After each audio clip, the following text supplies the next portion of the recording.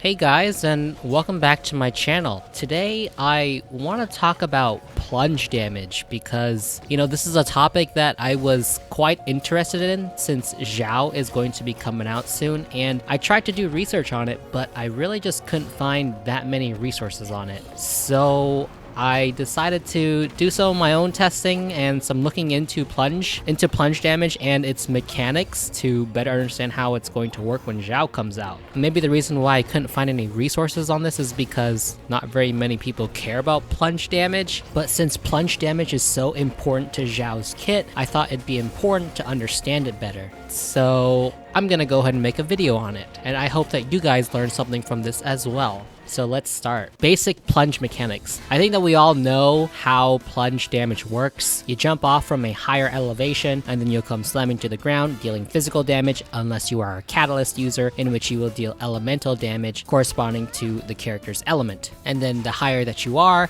the more damage that you will deal. Next, let's talk about canceling the plunge attack landing animation. I think that most people know that you can dash cancel this, but there are actually a couple of other ways that we can cancel this animation, and that's to use a normal attack or input an elemental skill or elemental burst. For some reason, you can't actually jump cancel plunge attacks, whereas you can jump cancel most other things in this game. And for whatever weird reason, every weapon type in this game can dash cancel their plunge attacks except for polearm users.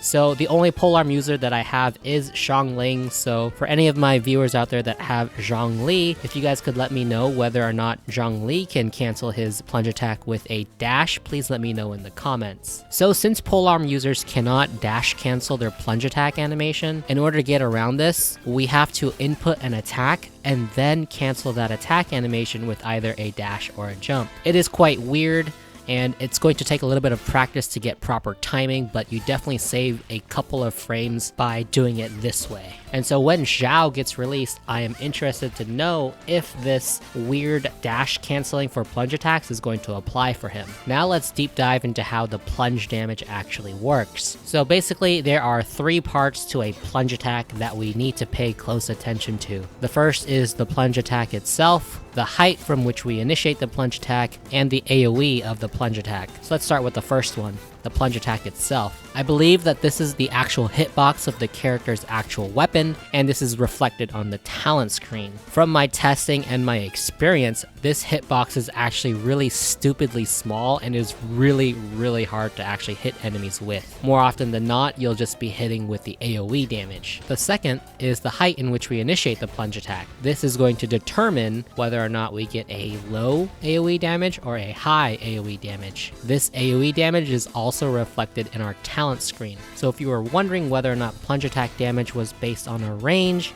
it is not a range. It is simply two different numbers, a low damage and a high damage. And of course, there is a certain height that you must reach in order to get that high damage. I think that most of this is pretty straightforward, and I think that basically everyone probably already knew how this worked, or people just assumed that this was how plunge attack mechanics actually worked. However, let's get a little bit more specific and discover how we can optimize plunge attack damage. More specifically, how we can optimize Xiao's DPS when he comes out. So with all that said, there are actually 6 numbers associated with a plunge attack. Non-crit plunge attack, non-crit low damage AoE, non-crit high damage AoE, and then its crit counterparts. Crit plunge attack, crit low damage AoE, and crit high damage AoE. So let's keep in mind that there are only 6 possible numbers that you can get from a plunge attack.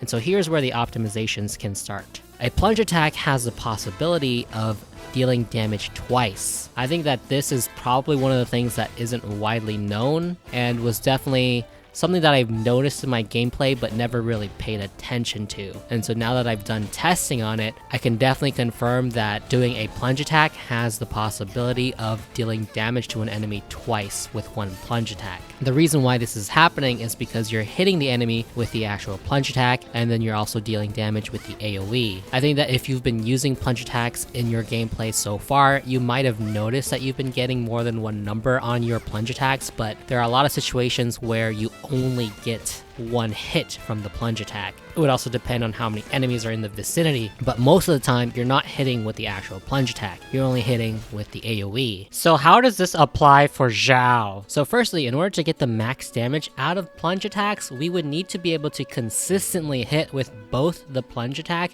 and the AoE. Now that we know it's possible, it significantly increases his potential DPS. The only caveat to this is that the plunge attack hitbox is so incredibly small, and dash canceling for polearm users is a little bit more difficult. His plunge attack scaling was even buffed according to data mines and leaks. Its scaling almost matches that of D-Luke's, which is pretty damn good. His burst is also supposed to increase his attack AoE, so hopefully this increases the actual plunge attack portion to make it more consistent in hitting enemies. His matchup versus big groups of enemies will be pretty good abusing plunge attack AoE, but his single target DPS might suffer if it's difficult to hit enemies with both of the hitboxes. So this pretty much ends this video. If you enjoyed this video, then you know what to do, and if you didn't, you should still leave a like. My pre-release analysis for Xiao will be coming out pretty soon here, so if you're interested in that, stay tuned and subscribe to the channel. Thanks, and see you later.